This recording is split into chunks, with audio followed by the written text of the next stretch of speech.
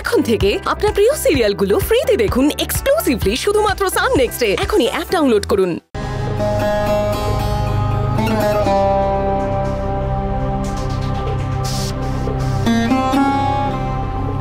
বলছেন হঠাৎ কথা বলাটা বন্ধ করে দিল, কারোর সাথে কথা বলছে না। আপনার সাথে তো কথা বলছিল। হ্যাঁ ডক্টর, কাল সারাদিন আমি ওর সাথেই ছিলাম, ওকে খাওয়ালাম, ঘুম পাড়ালাম, সব ঠিক ছিল। কিন্তু এখন কেন এরকম করছে আমি কিছু বুঝতে পারছি না।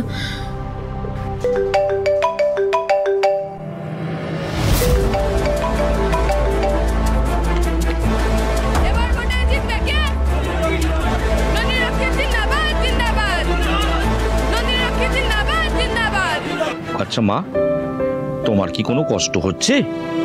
তোমার মাথায় কোথাও ব্যথা লাগছে? হ্যাঁ,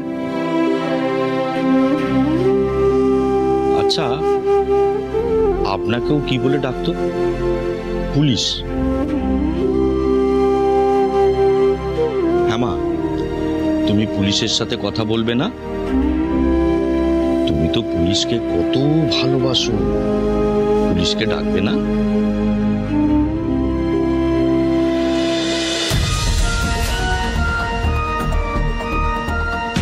কিরে, অর্জুন ফোন ধরছে না?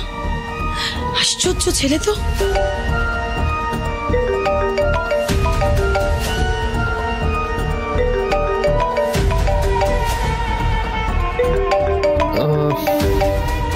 আমার একটু যেতে হবে, আমি আসছি।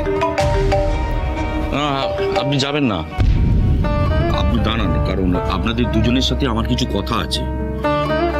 কারণ এটা বাচ্চাটার ভবিষ্যৎ, ওকে সম্পূর্ণ সুস্থ করে তুলতে গেলে যেমন ওর সাইকোলজিটা আমাকেও বুঝতে হবে, আপনাদেরও বুঝতে হবে। কারণ আমি তো 24 ঘন্টা ওর সাথে থাকবো না, থাকবেন আপনারাই তো ওকে হ্যান্ডেল করবেন। ডিসগাস্টিং। আর কতক্ষণ লাগে মম? এই তো বললো রেডি হচ্ছে আর চলে আসছি, এখন অবধি এলো না। ইনফ্যাক্ট আমার ফোনটাও রিসিভ করছে না। একটা কথার কোনো দাম নেই ওর। আচ্ছা ঠিক আছে, এত রাগারাগি করিস না, তুই এখন একটু শান্ত হ। আরে নন্দিনী, এদিকে তো আধ ঘন্টার বেশি হয়ে গেল, ওর যদি কোনো পাত্তা নেই। আর কি দেরি করা ঠিক হবে ম্যাডাম বলুন?